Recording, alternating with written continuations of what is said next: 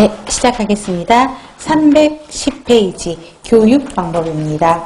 자, 교육 방법은요, 정의들이 문제가 나와요. 그래서 그 교육 방법의 연결 땡땡이를 기억을 하시면 될 것 같아요.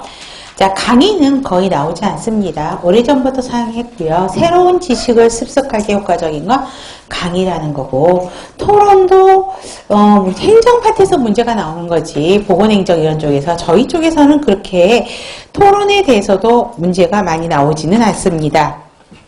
토론을 통해서 문제를 해결하도록 하는 거죠. 그래서 심포지움, 패널 토의, 포럼, 신디게이트 이렇게 나눠지긴 합니다.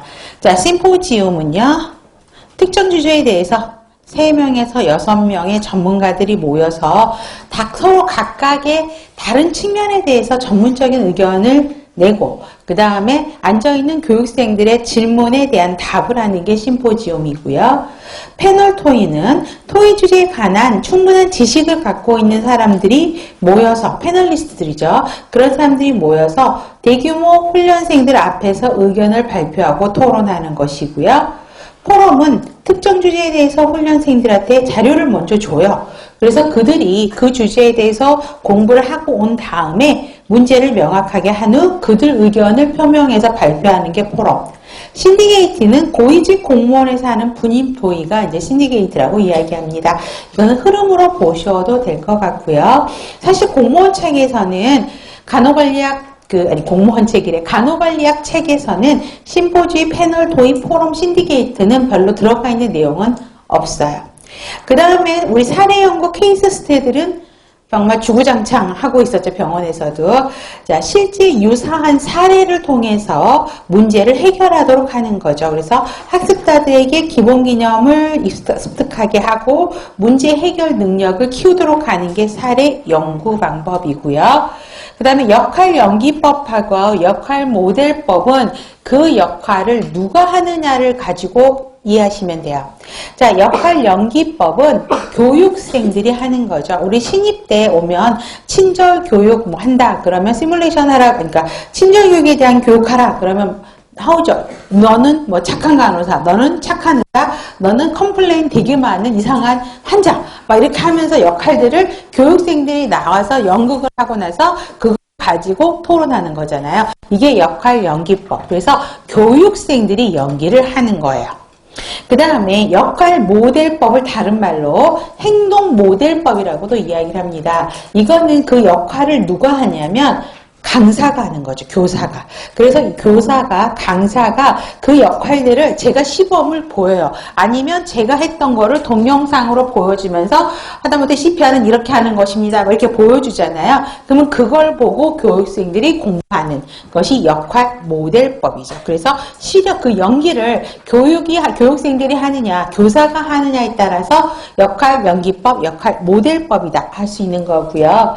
우리 프로그램식 학습법은 인러닝이라고 생각하시면 돼요. 어떤 주제가 나와서 정답을 맞히면 다음 단계로 가고 답이 틀리면 비슷한 문제가 또 나오죠. 그런 단계적으로 제시해서 스스로 공부할 수 있도록 하는 게 프로그램식 학습법이고요. 비즈니스 게임법은 2000년 이전 문제예요. 그래서 일종의 그 법정 모의 판결 같은 거 보시면 법대생들이 어떤 주제를 놓고 서로 그걸 가지고 토론하고 하는 거죠. 이게 비즈니스 게임법입니다. 그래서 니은번이 실제 문제에 나왔었죠.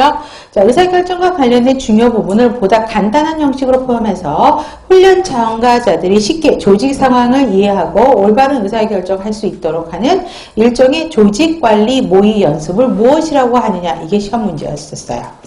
그 다음에 우리가 감수성 훈련, 센서티비티라고 하는 건데, 다른 말로 트레이닝 그룹이라고도 하고요. 감수성을 다른 말로 민감성이라고 해석하죠. 그래서 민감성을 키우는 능력입니다. 그래서 기억에서 중요한 단어는 관리자의 능력 개발이에요. 근데 그 민감성, 감수성이 뭐냐면, 자, 이 사람한테 그 관리자를 방 하나에 집어넣어요. 방에 혼자 들어가서요. 내가 타인에 대해서 얼마나 배려를 하는지 이거를 반성해 보라고 하는 것이죠. 그래서 타인이 생각하고 느끼는 것을 정확하게 감지하는 능력, 또 이 능력에 입각해서 얼마나 적절한 유연한 태도, 행동을 취할 수 있는 능력을 갖고 있는지를 스스로 판단해 보고자 하는 거죠. 자, 여러분들이 병원에서 대입근무할 때 수간호사님 출근하시면 제일 먼저 수간호사님 얼굴부터 보지 않아요?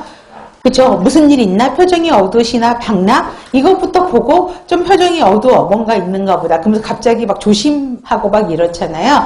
그런 거를 빨리 캐치할 수 있어야 된다는 거죠. 관리 잘하면. 그쵸?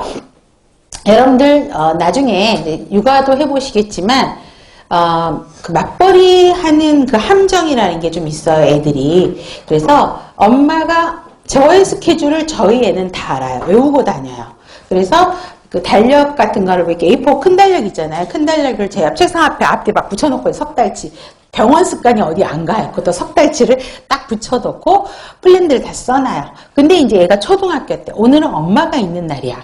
집에 자기가 학교하는 시간 엄마가 있다 그러면 집 바깥에 놀이터부터 소리를 질러요. 그럼 문을 열어놓고 있으면 그때서 엄마 하는 소리가 들려요. 저희 애가 저를 부르는 소리인 거예요. 그러니까 엄마가 집에 엄마가 자기를 기다리고 있느냐 기다리고 있지 않느냐에 따라서 애 행동이 굉장히 틀리고 또 얘도 엄마가 집에 있는 날 애가 딱 들어오잖아요. 그러면